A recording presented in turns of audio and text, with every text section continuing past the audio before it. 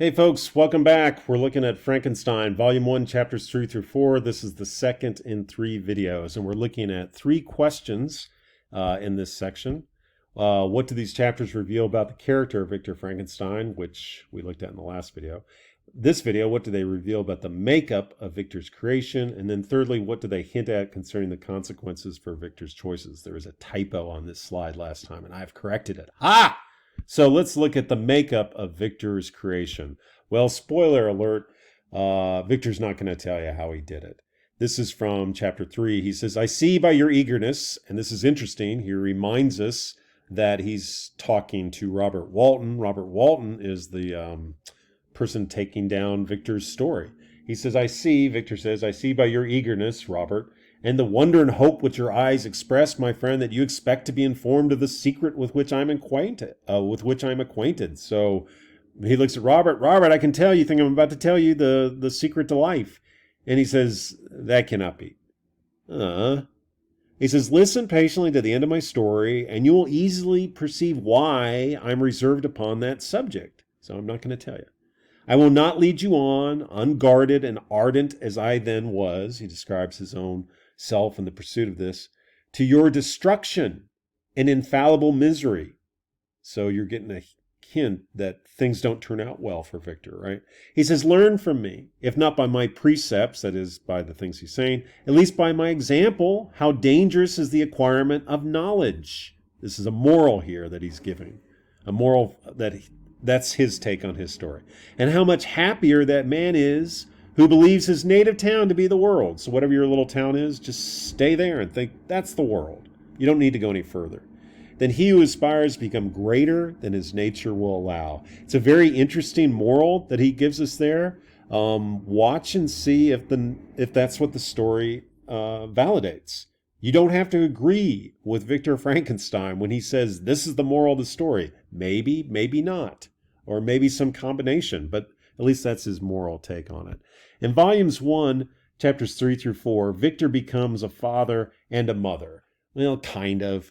Again, I want you to keep your eye out and see if there's any of this parent-child language used in the novel. Does Victor really ever see himself to be a parent to the creature? So just kind of keep that in the back of your mind if that's the case.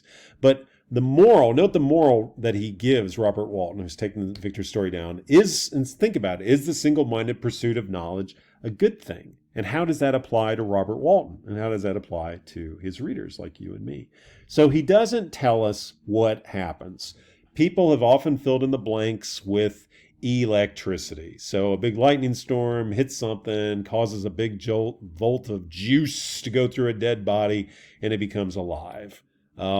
That's one way to look at it. I will tell you this, that is not clearly stated in the novel. The novel doesn't say that.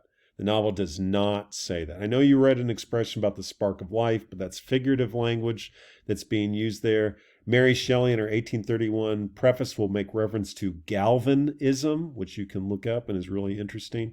But there's no necessary reason for us to think that electricity brings life. He says, I'm not going to tell you how it happens. And in fact, that happens a lot in literature and in fiction, science fiction and so on. They don't tell you exactly how things come to be, right? That's just part of the mystery.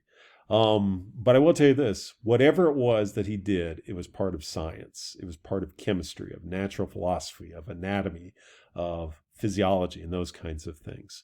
How he does it, he makes several references to his time spent with death. He has to spend time with death in order to understand life. Here's a depiction of resurrectionists. That's an interesting term for grave diggers.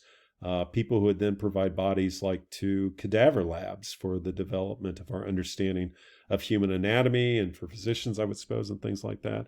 Here's a depiction of Victor stealing from the graves himself. Here's another depiction, which my mind is not fresh as a daisy right now. I can't remember if I would say that he actually ever robbed a grave. He definitely spends time with the dead. He gets the parts, legally or illegally, I don't know. read that and actually email me. Seriously, my mind's slipping a little bit on what happened with that. It's a big novel. This is another depiction here of the creation of the monster from a 1920s book, I believe. This is a beautiful piece of art.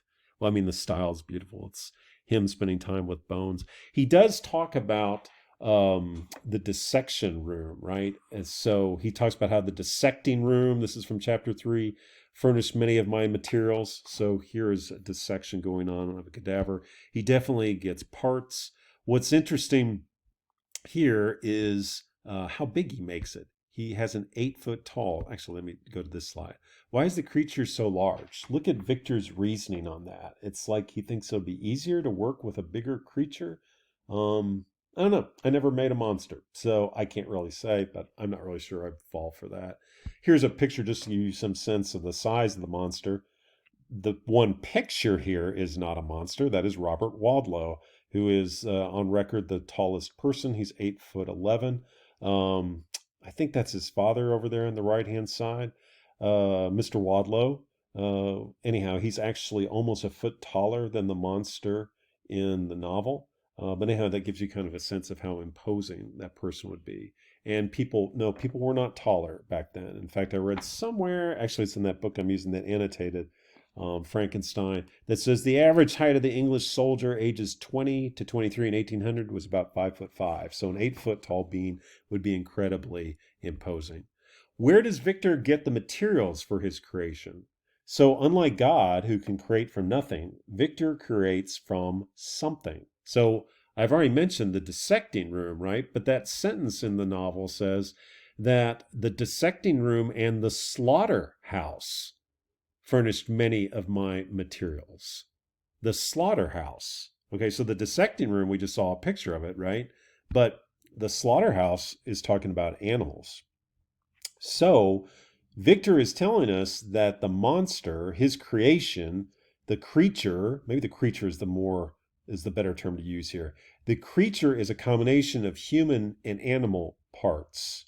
Because seriously, where would you get the legs for an 8 foot tall human when there aren't 8 foot tall humans running around England or dying at this particular time? I don't know. I'm not even saying that his legs are animalistic, but he says that some of the parts come from the dissecting room, which is really interesting because, like in Greek mythology, the animals, the mythological monsters, they're often hybrids, right? So you have man, horse, man, bull. So anyhow, he's not entirely human in his parts.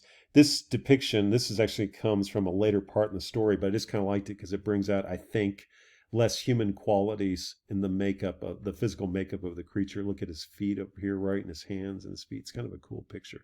So he doesn't tell us what it is, but we do know that it's a result of his scientific approach. So the parts, he planned this all out. There was symmetry. He thought he was making something beautiful, but the whole was not beautiful. And in particular, he finds the eyes, it seems to be really disturbing to him.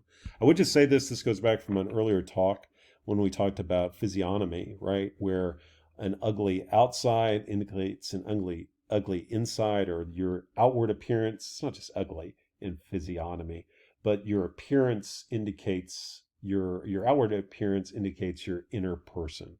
So it is interesting that in this case, the creature is definitely being portrayed by Victor Frankenstein to Robert Walton as being quite ugly. Does Mary Shelley go against that? Does she want to set up an ugly creature and then show that there's some level of beauty on the inner side, the inner dimensions of this being? Or does she show us an ugly creature, and thus from that we should understand it's got an ugly inside? Something to think about. We'll carry on more later. Thanks, y'all.